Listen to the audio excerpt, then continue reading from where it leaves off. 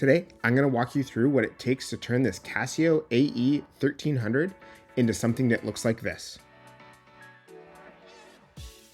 All right, let's get into it. The first thing that you're going to need to do is get some of the tools. So to get the case back open, you're going to need a Phillips screwdriver, preferably a precision one. You're going to need a blade, a hobby knife. You're going to need a fine pair of tweezers. Also some double-sided tape to hold everything together. And then you're going to need some gel filters. I'm going to put a link to all of the tools and materials below. But let's get started. So first, you're going to take the case back off. And I like to do this in an X pattern. And the reason I do that is when you're taking it off, it doesn't actually matter. But when you're putting it back on, you're doing it in an X pattern to make sure that you're not pinching the gasket. So after you've unscrewed everything, you're going to take the case off. You're going to take the gasket out. And then you're going to remove the module. Now, just be careful when you're taking the gasket. You don't want to pinch it. You don't want to like crease it or like rip it with the tweezers.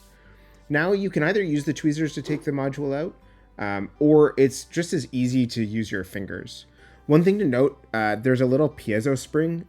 Sometimes it'll be loose and can come out. I was pointing to it there, but for the most part, it should stay in the module.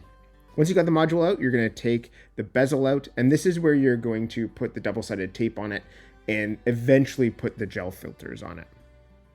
So here on the AE1300, there's a bunch of different places where you can put double-sided tape.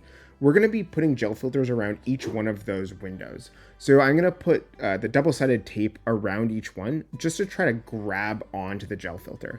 For some reason, you'll see a little bit later on, the tape that I was using here wasn't very sticky, so I actually ran into a lot of problems having the gel filters actually stick. Next up, you're going to want to measure all of the gel filters and just plan everything out roughly. So in this case, I knew I wanted to have the kind of orangey yellow along the bottom and then have blue, green, and red along the top.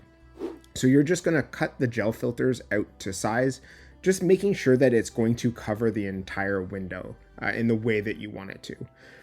Each of these gel filters has a little piece of plastic on either side. So you're going to take that off, make sure everything is clean. So like blow it with a blower, make sure there's no dust. And then you're just going to gently place it into the bezel. Once it's been placed, you're just going to use your thumb or your finger to really press it into that tape and make sure it sticks. Next up, we're going to take our red gel filter. And here I'm just trying to figure out which window it fits better in. I, at this point, thought I wanted to go blue, green, red. So that's why you can kind of see me checking between both. Again, you're going to take off that protective film. That is what helps it from getting scratched. And then you're going to place it down and press down hard with your finger. And this is where I started realizing that there was something going on with my tape because it wasn't grabbing the gel filters like it normally was. And I honestly don't know why. This is the tape that I use for all of my mods.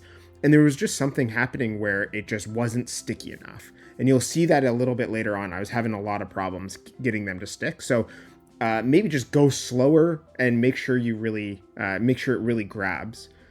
Finally, I'm going to put that green gel filter in on the middle. And then we're going to start looking at the orange one. So lastly, we have the orange gel filter that's going to cover up the date window. For this one, you're going to want to notch out or round the bottom corners. There's a little notch on the bezel that you need to do so it'll fit in. And here I'm just, again, using my fingers, pressing it down, lining everything up, taking my time.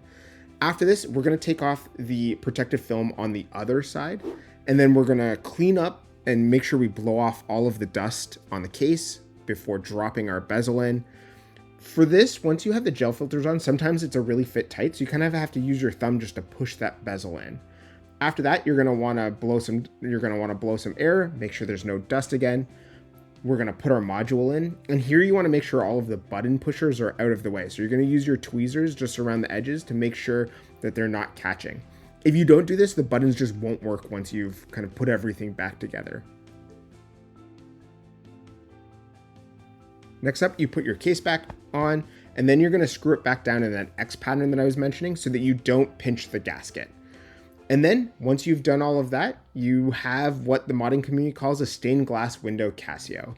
And this is what it looks like. If you enjoyed this, I'd love a like and subscribe, and thanks so much for watching.